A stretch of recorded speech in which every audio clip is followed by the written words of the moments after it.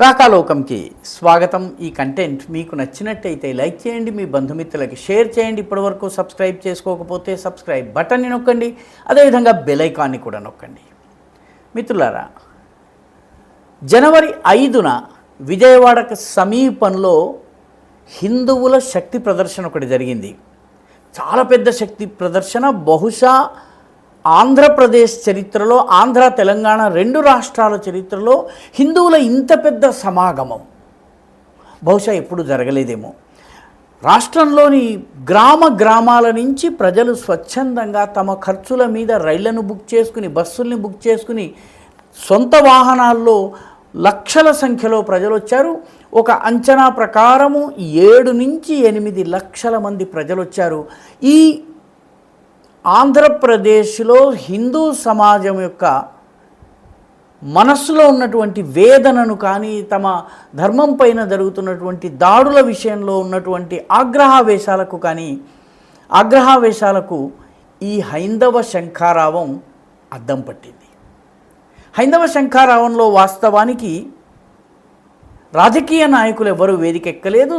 సాధువులు, సన్యాసులు, సామాజిక కార్యకర్తలు మాత్రమే వేదిక మీద ఉన్నారు. చాలా పెద్ద కార్యక్రమం జరిగింది. ఆంధ్రప్రదేశ్లోని అన్ని రాజకీయ పార్టీలు హిందువులను, వాళ్ళ మనోభావాలను విస్మరించలేని పరిస్థితి ఈ హైందవ శంఖారావం తీసుకొచ్చింది. సరిగ్గా హైందవ శంఖారావం లాంటి ఒక మహాశంఖారావం బధిర ద్రవిడ రాజకీయ నాయకుల చెవులలో మొత్తం మార్మోగేలాగా ఒక అద్భుతమైనటువంటి సదస్సు తమిళనాడులో కూడా జరిగింది. తమిళనాడులో జరిగినటువంటి ఈ సదస్సు పేరు మురుగన్ మానాడు. మానాడు అంటే మహానాడు, మహానాడు అంటే మహాకలయిక, మహా సమావేశము అన్నటువంటి అర్థం వస్తుంది. లక్షలాది మంది హిందువులు తమిళనాడులోని విభిన్న ప్రాంతాల నుంచి స్వచ్ఛందంగా అక్కడికి వచ్చారు. అక్కడ కూడా ఒక అద్భుతమైనటువంటి వేదిక. ఆ వేదిక నుంచి హిందువుల హక్కులు, హిందువుల యొక్క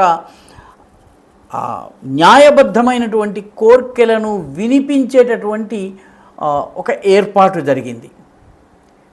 తమిళనాడులో సుబ్రహ్మణ్య స్వామిని చాలా ఆరాధిస్తారు. అనేక సుబ్రహ్మణ్య క్షేత్రాలు ఉన్నాయి. పళని ఉంది, తిరుత్తణి ఉంది, అదేవిధంగా తిరుపురకుండ్రం కూడా ఉంది. తిరుపురకుండ్రం చాలా సుప్రసిద్ధమైనటువంటి సుబ్రహ్మణ్య క్షేత్రము. దానిని వాస్తవానికి స్కందమలై అని పిలుస్తారు.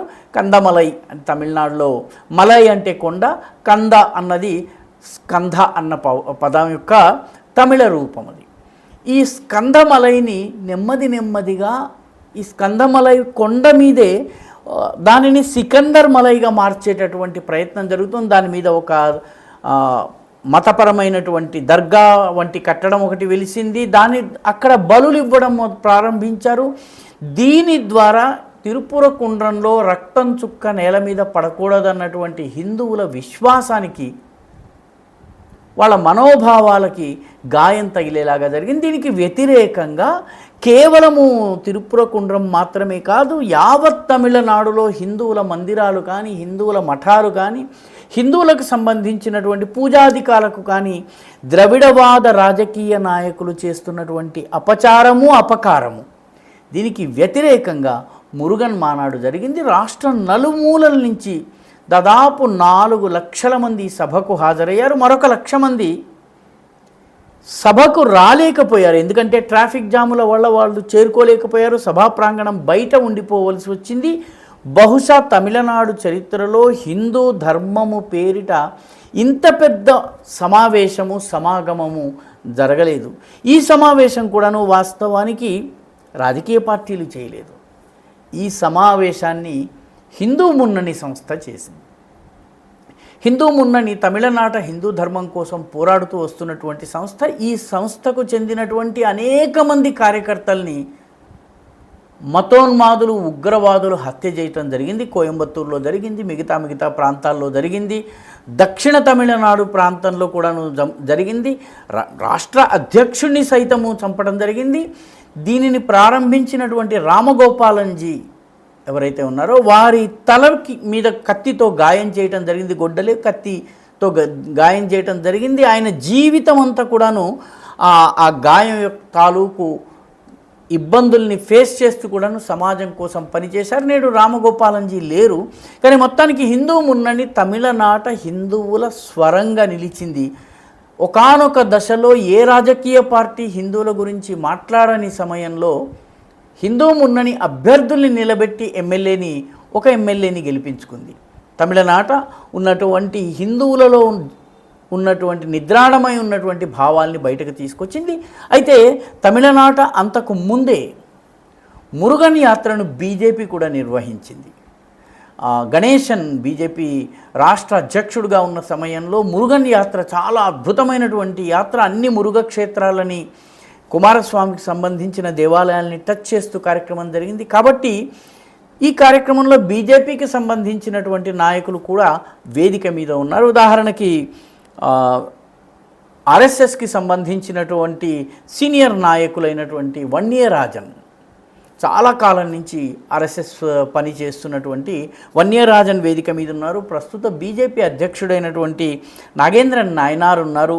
హిందూ మున్నని అధ్యక్షుడైనటువంటి కడేశ్వర్ సుబ్రహ్మణ్యన్ ఉన్నారు. తర్వాత తమిళనాడులో బహుళ ప్రజాదరణ ఉన్నటువంటి నాయకుడైనటువంటి అన్నామలై ఉన్నారు. వీళ్ళందరూ కూడాను 6 డిమాండ్లను ముందుకు పెట్టారు, 6 రెజల్యూషన్స్ని పాస్ చేశారు. నిజానికి తమిళనాడు ప్రభుత్వము ఈ సదస్సు సక్సెస్ఫుల్ కాకుండా ఉండేందుకు అనేక ప్రయత్నాలు చేసింది. సుబ్రహ్మణ్య క్షేత్రాల పవిత్రతను కాపాడాలన్నటువంటి డిమాండ్, అదేవిధంగా మందిరాల నిర్వహణను ప్రభుత్వం చేతుల నుంచి బాధ్యులైనటువంటి భక్తులైనటువంటి వ్యక్తుల చేతులకు అప్పగించటము, తమిళనాడు ఎండోమెంట్స్ డిపార్ట్మెంట్ యొక్క దురాగతాల్ని తొలగించటము, ఆపరేషన్ సింధూర్ని సమర్థించటము, మతోన్మాదానికి వ్యతిరేకంగా, మతపరమైన ఉగ్రవాదానికి వ్యతిరేకంగా 6 తీర్మానాలని చేయటం జరిగింది. ఒక రకంగా